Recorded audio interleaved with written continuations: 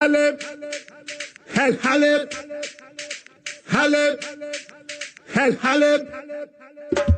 خوشبه خويا صغير باقي يكمل بيرم هو لقيت به خويا كولو كوسو كوسو سلام على بويا خويا حكي للي نفي خويا حكي للي نفي خويا حكي للي نفي خويا خذ البنانا اقدي روا مزكي نوا اشكي دواتي كمي صاحبي محمد اقدي روا مزكي نوا اشكي دواتي كمي صاحبي محمد هيكتي على شي ملها هيكتي وهيكتي على شي ملها خويا شوف هكا ورا اللعبة ما بيها حزارة خويا شوف هكا ورا اليوم بعدي برخص وجبه خويا صغير باقي يكمل بيرم هو لقيت به خويا كولو كوسو كوسو سلام على بويا خويا حكي للي نفي خويا حكي للي نفي خويا حكي للي نفي خويا خذ البنانا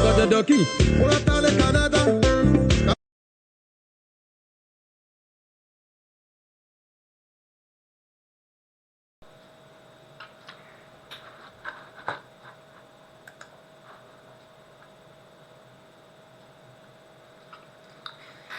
Bonjour à toutes, bonjour à tous, salam alaikum wa rahmatullah. Je fais cette vidéo rapide pour bien sûr vous souhaiter une très bonne année 2024, une très bonne et heureuse année avec bien sûr tout ce que vous souhaitez. Et vous annoncez bien sûr que cette année 2024, elle va être très chargée. Beaucoup de choses, bien sûr, de mauvaises nouvelles, il faut le dire, nous attendent. Mais aussi, il y a ces fameux Jeux Olympiques 2024, qui est bien sûr, ça c'est un moment de bonheur qu'on attendra et qui commence normalement le deuxième moitié du mois de juillet. Voilà. Donc fin juillet, début août, on sera bien sûr présent. La France, est-ce qu'elle est prête pour les Jeux? Je ne vous dis pas, franchement, ça m'inquiète parce que je ne pense pas qu'on aura les mêmes résultats que les Anglais quand ils ont eu leurs Jeux Olympiques. Alors, ce qu'on peut retenir de cette année, cette fameuse année 2023 qui vient de terminer. Bien sûr qu'on a beaucoup de choses à retenir, mais je dirais que la chose la plus importante pour nous ici sur Avignon et la plus triste, c'était l'expulsion de notre ami Abdel Zahiri. C'était un choc qu'on n'a pas su gérer. On ne s'est pas préparé, bien sûr, et c'était pas prévisible. Je ne dis pas plus, puisque de ma part, je dirais de mon côté, j'ai fait, au nom de, bien sûr, de l'amitié que j'ai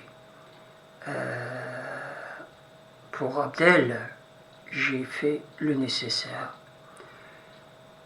J'ai pas eu de remerciements.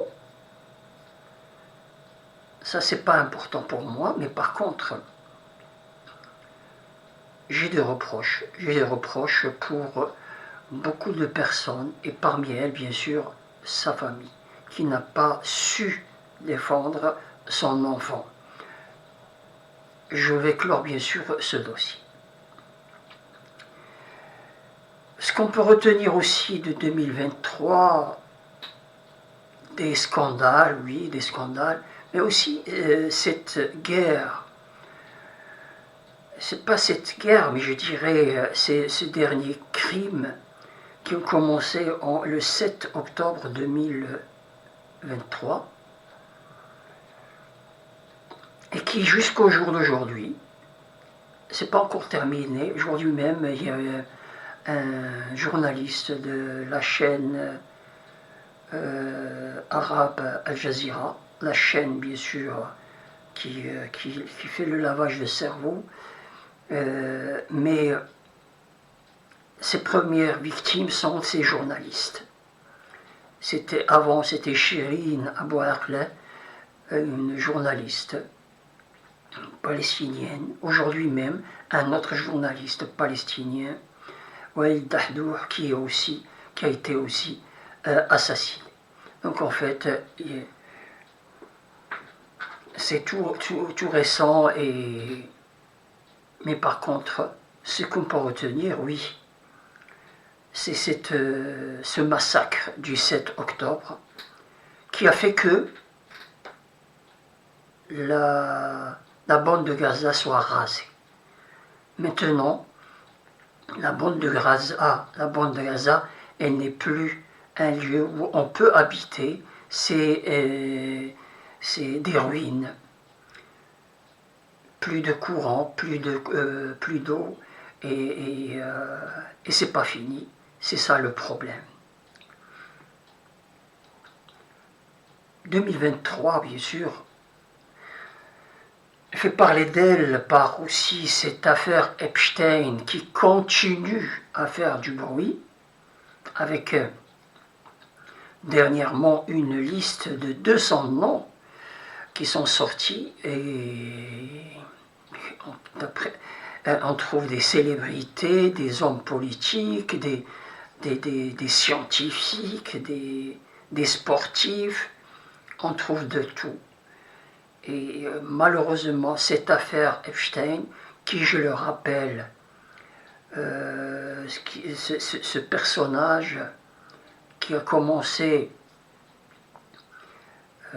qu'il n'avait même pas réussi ses études, mais il a réussi à avoir un poste d'enseignant dans une école privée aux États-Unis. À partir de là, un parent d'élève, il lui propose un travail, comme, si vous voulez, comme courtier, si vous voulez, ou comme conseiller, pour financer des projets. Il a continué il a percé dedans. Il a percé en tant que conseiller financier.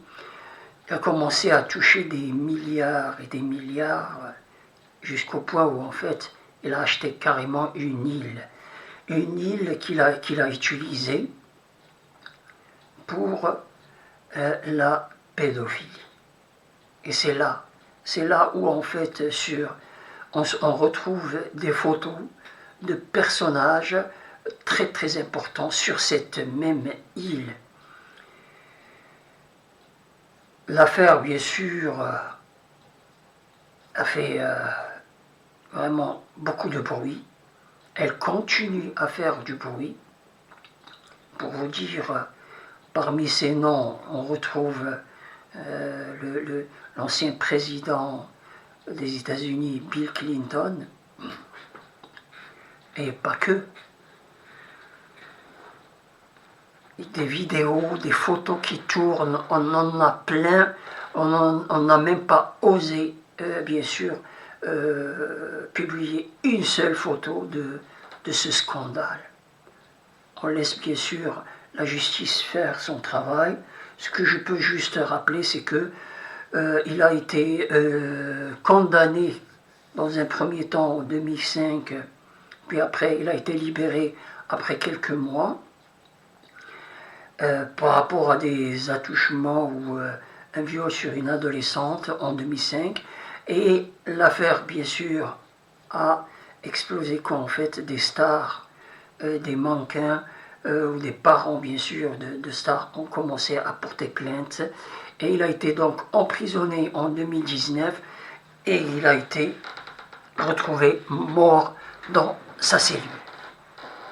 Mort. On a bien sûr annoncé sa mort suite à un suicide, mais personne ne pense à ce suicide. tout le monde bien sûr sait que ça ne peut être qu'un assassinat. Ça c'était l'affaire Epstein. Et maintenant bien sûr, je vais dire que à notre petite échelle au Maroc, il y a une autre affaire Epstein. Que veut en fait un certain Nassiri, le président du Wydad Sidjouak, que veut bien sûr faire exploser si on ne le laisse pas tranquille. Et il menace de donner des noms de personnages ou de personnes politiques qui le fréquentaient et qui, bien sûr, surtout fréquentaient une certaine villa casablancaise. Cette villa qui appartient à ce fameux Escobar du désert, qui est le Malien El Hadj Ahmed Ben Brahim. C'est une autre affaire dans laquelle malheureusement il est tombé dans le filet aussi l'homme le plus important de l'oriental marocain qu'on voit là sur l'écran à gauche, M. Abdenbi Biwi, un grand entrepreneur, oui, un homme d'affaires, dans le bâtiment, qui a percé, qui construit les routes, des bâtiments, des chantiers énormes, comme bien sûr celui de Saïdia, mais pas que, à Marrakech, à Agadir, à Tanger, et en Afrique. Cet homme, il tombe aussi dans les filets parce que il a aussi été associé à ce nom, à ce Escobar du désert, qui est bien sûr le Malien Hadj Ahmed Ben Brahim. S'il y a vraiment une demande de clémence, je serai par rapport à cet homme. Et malheureusement, un autre appel à la clémence qu'on a appris dernièrement, juste hier, c'est l'affaire Dounia ou l'affaire Hamza mon bébé. Hamza mon bébé est bien sûr la fameuse artiste qu'on voit derrière, c'est-à-dire Dounia Batma, qui fait appel à une clémence, elle aussi. Elle demande au roi d'intervenir pour, bien sûr, qu'on lui pardonne ce qu'elle a fait par rapport à cette affaire. Je dirais drôle de coïncidence. Pourquoi elle le fait? Parce que, bon, elle a compris que maintenant, la justice marocaine, elle a changé. La justice marocaine, ce n'est plus la justice d'avant qu'on peut acheter. Maintenant, voilà, il y a des gros personnages qui tombent dans le filet. Et donc, elle aussi, elle s'attend à ce que, bien sûr, sa condamnation à la prison ferme, elle soit exécutée. Je rappelle juste en quelques mots cette affaire de Hamza mon bébé, qui existe depuis 2016. C'était un compte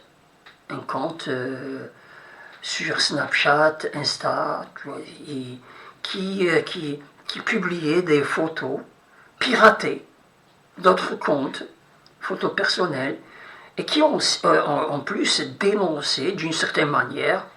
Il a joué à un certain moment du patriotisme, puisque parmi ces personnes qu'il a publié leurs photos, il y avait une qui, je dirais, qui avait couché avec les mercenaires du Polisario. Voilà. qui soutenaient les mercenaires du Polisario et donc qui couchaient avec eux à Tindouf. Et donc parmi, bien sûr, ces personnes, il y en avait aussi d'autres artistes, des artistes marocains, qui n'ont pas, bien sûr, qui ont déposé plainte, qui ont porté plainte chez le procureur de la République de Marrakech, le procureur du roi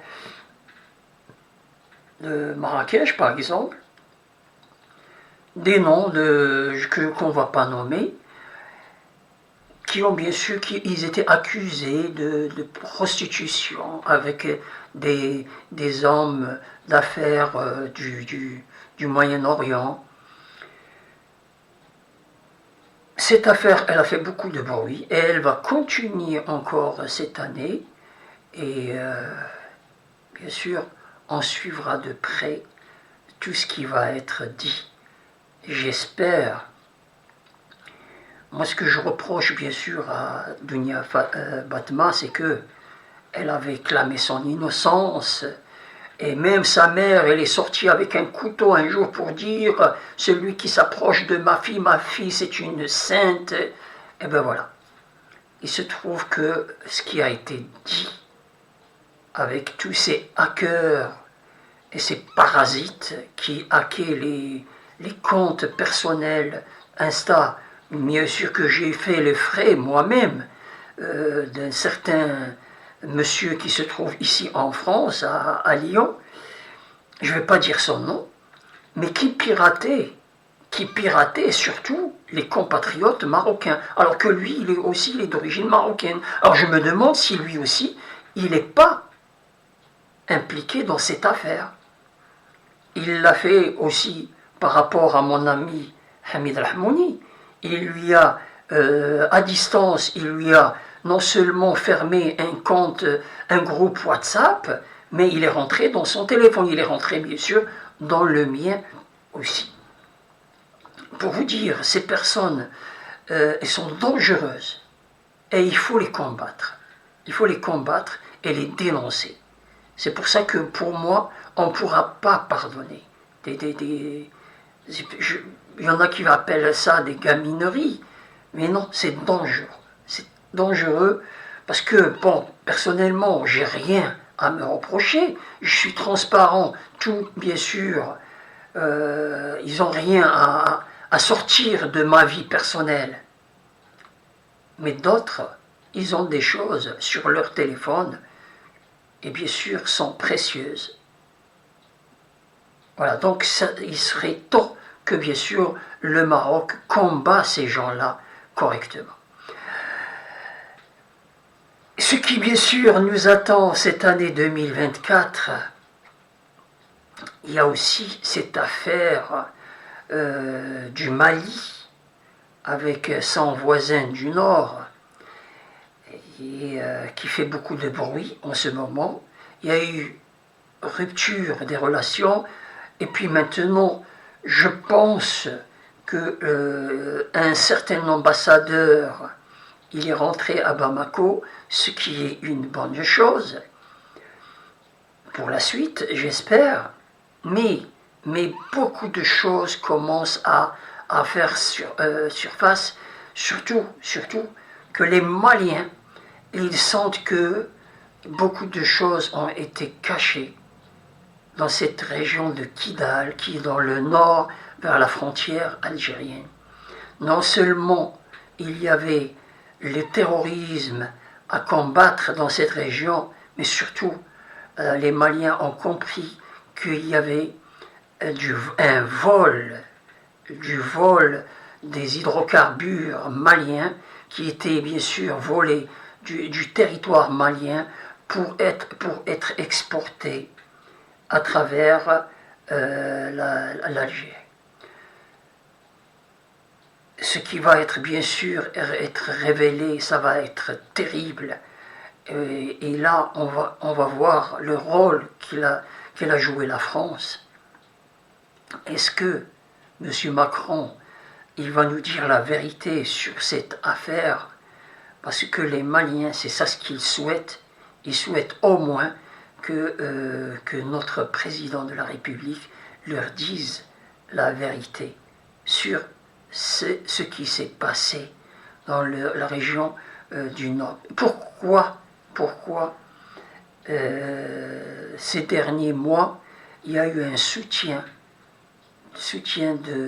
indirect de la France aux terroristes indépendantistes du nord du Mali.